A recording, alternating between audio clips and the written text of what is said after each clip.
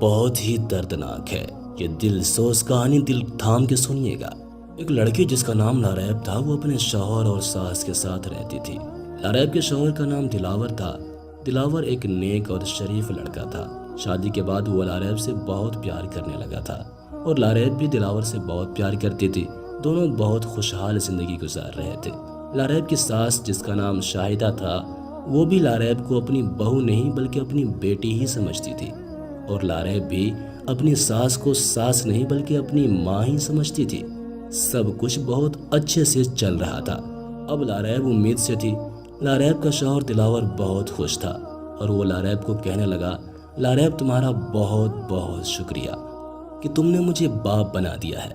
لاریب مسکرانے لگی۔ شاہدہ بھی بہت خوش تھی کہ میں دادی بننے والی ہوں۔ شاہدہ اب لاریب کو کام نہ کرنے دیتی تھی۔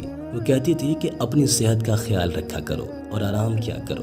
لاریب کہتی، امی سارا دن آرام ہی تو کرتی رہتی ہوں، اور ویسے بھی امی جس کی آپ جیسی ساس ہو، بھلا اس بہو کو کس بات کی فکر ہو سکتی ہے۔ لاریب بہت خوش تھی کہ اسے اتنا چاہنے والا شوہر اور اچھا سسرال ملا ہے۔ پھر مہینے پر مہینے گزرتے گئے اور لاریب کی ڈیلیوری کا دن بھی آ گیا۔ لاریب کی طبیعت خراب ہونے پر اس کی ساس اسے لے کر ہسپتال چلی گئی۔ اللہ نے لاریب کو بیٹی جیسی نعمت سے نوازا تھا۔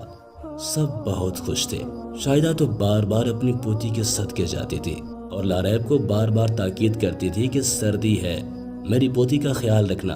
لاریب کی بیٹی ابھی 7 مہینے کی بھی نہیں ہوئی تھی کہ دلاور کی موت ہو جاتی ہے۔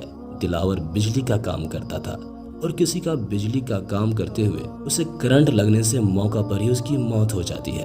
لاریب بہت روئی اور شاہدہ کا تو کوئی حال ہی پوچھنے والا نہ تھا۔ وہ بار بار بے ہوش ہو جاتی تھی اور اس افسوسناک موقع پر لاریب کو اپنی بیٹی کا کچھ بھی ہوش نہ تھا اور سردی کی وجہ سے اسے ٹھنڈ لگ گئی تھی۔ لاریب کی بیٹی کا بخار اتر ہی نہیں رہا تھا۔ ایک رات جب شاہدہ سوئی ہوئی تھی تو لاریب اپنی بیٹی کو لے کر کے شاہدہ کے کمرے میں آتی ہے اور بولتی ہے، امی اٹھیے نا۔ شاہدہ بولی، کیا بات ہے؟ لاریب بولی، امی دیکھیں ملائکہ کی طبیعت بہت خراب ہے۔ اس بات پر شاہدہ اٹھ گئی اور بولی، میں کیا کروں؟ تیری یہ منحوس بیٹی میرے بیٹے کو کھا گئی ہے۔ ارے ابھی تو تھوڑی دیر ہی ہوئی ہے اسی دنیا میں آئے ہوئے اور یہ میرے بیٹے کو کھا گئی ہے۔ آگے نہ جانے کس کس کو لے کر کے ڈوبے گی ہے۔ مرتی ہے تو مر جانے دے اس کو۔ لاریب بولی، امی یہ کیا کہہ رہی ہیں آپ؟ یہ آپ کے بیٹے کی بیٹی ہے۔ ارے تو میں کیا کروں؟ جب میرا بیٹا ہی نہیں رہا تو اس کی بیٹی کو کیا کروں میں؟ دفع ہو جاؤ اس منحوس کو لے کر ادھر سے۔ شاہدہ کا یہ کہنا تھا۔ لاریب کو نہ جانے کیا ہوا کہ وہ زمین پر گر گئی اور ہسپتال لے کر جانے پر پتہ لگا کہ وہ ایک بار پھر سے امید سے ہے۔ جب لاریب کو ہوش آیا تو شاہدہ بولی، ارے منحوس یہ کس کا بچہ پیٹ میں لیے گھوم رہی ہے؟ میرا بیٹا تو اب اس دنیا میں نہیں ہے۔ لاریب حیران ہو گئی کہ یہ سب کیا چل رہا ہے۔ کیا واقعی میں امید سے ہوں؟ لاریب کی بیٹی کی حالت بہت خراب ہو گئی تھی اور لاریب نے اپنے دیور کے آگے ہاتھ جوڑے کہ بھائی داؤد، یہ آپ کی بھتیجی ہے، آپ کا خون ہے، مہربانی کر کے آپ اس کا علاج کروا دیں۔ داؤد کو اپنی بھتیجی پر ترس آ رہا تھا۔ وہ اپنی بھتیجی کو ڈاکٹر کے پاس لے کر جانا چاہتا تھا پر اس کی امی شاہدہ نے اسے منع کر دیا تھا اور لاریب کو اس کی بچی سمیت اس پر گندے الزام لگا کر اسے گھر سے نکال دیا تھا۔ لاریب کافی دیر تک باہر دروازے کے پاس کھڑی رہی۔ اچانک اس کی بچی نے گہری سانسیں لینا شروع کر دی۔ لاریب اسے لے کر ہسپتال پہنچی تو پتہ لگا کہ لاریب کی بچی اب اس دنیا میں نہیں رہی۔ لاریب بہت روئی۔ اسے تسلی اور دلاسا دینے والا بھی کوئی نہ تھا۔ پھر ہسپتال میں کام کرنے والے لڑکوں نے ہی لاریب کی بیٹی کو ساتھ والے قبرستان میں دفنا دیا۔ لاریب نے اپنی بیٹی کی قبر پر خود اپنے ہاتھوں سے مٹی ڈالی تھی۔ لاریب کا دل کر رہا تھا کہ قبر کھود کر بیٹی کو باہر نکال کر سینے سے لگا لے، پر وہ ایسا نہ کر سکی اور 2 دن تک اپنی بیٹی کی قبر کے پاس ہی بیٹھی رہی۔ پھر وہ اپنے بھائی کے گھر چلی گئی کیونکہ لاریب کا اس کے بھائی کے سوا اس دنیا میں کوئی نہ تھا۔ لاریب کی بھابھی جس کا نام اریبہ تھا وہ بہت اچھی تھی۔ لاریب کا بھائی عمران اور اس کے بھابھی اریبہ لاریب کو اپنی بیٹی ہی سمجھتے تھے۔ لاریب کے بھائی عمران کی کوئی اولاد نہ تھی۔ ماہرہ لاریب کی حالت دیکھ کر پریشان ہو گئی تھی۔ وہ اسے ڈاکٹر کے پاس لے گئی تو اریبہ کو پتہ لگا کہ لاریب امید سے ہے تو اریبہ بہت خوش ہوئی، لیکن لاریب یہ بچہ پیدا نہیں کرنا چاہتی تھی۔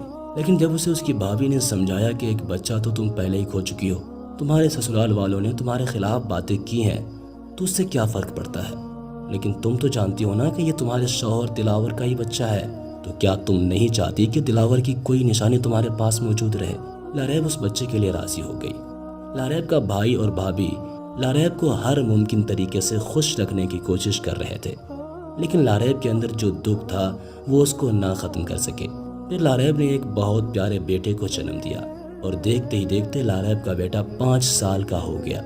एक दिन लारेब को पता लगा कि उसकी सास शाहिदा की हालत बहुत ख़राब हो गई है और वो लारेब से मिलना चाहती है। फिर लारेब अपनी सास को मिलने गई तो उसे बहुत दुख हुआ। लारेब की सास आखिरी सांसें ले रही थी। लारेब की सास से बोला भी नहीं जा रहा था। उसने लारेब से माफ़ी मांगी और अपने पोते को देखकर खुश भी हुई। लारेब अपनी सास को बोली, अम्मी आप माफ़ी मत मांगिए, मैंने तो आपको कब का माफ़ कर दिया है। लारेब का ये कहना ही था कि शाहिदा की जान निकल गई। फिर इर्द गिर्द के लोगों से लारेब को पता लगा कि शाहिदा की हालत बहुत ख़राब थी और वो तकरीबन 5 साल से चारपाई पर पड़ी थी। उसे तुम्हारे जाने के बाद फालिज का अटैक हो गया था। हम तो यही कहते हैं कि उसने तुम्हारे साथ बहुत बुरा किया था और तुम्हारी सास शाहिदा उसकी सज़ा भुगत रही थी। ये सब बातें सुनकर लारेब को बहुत दुख होता है। फिर लारेब ने दिल से अपनी सास को माफ़ कर दिया, लेकिन वो अपनी बेटी पर किए गए जुल्म को आज भी नहीं भूल पा रही थी। दोस्तों, कभी भी किसी पर जुल्म करने से पहले सोच लेना चाहिए कि क्या हम दूसरे के साथ जो कर रहे हैं वो उसका हकदार भी है या नहीं। शाहिदा ने एक बहुत छोटी सी बच्ची पर जुल्म किया था और वो बच्ची कोई गैर नहीं बल्कि खुद उसके बेटे दिलावर की बेटी थी। शाहिदा को वाकई लारेब और उसकी बेटी के साथ किए गए जुल्म की सज़ा मिली थी। जुल्म का अंजाम बहुत बुरा होता है। अल्लाह ताला हम सबको गुनाहों से बचाए और ईमान पर हम सब का खात्मा फरमाए।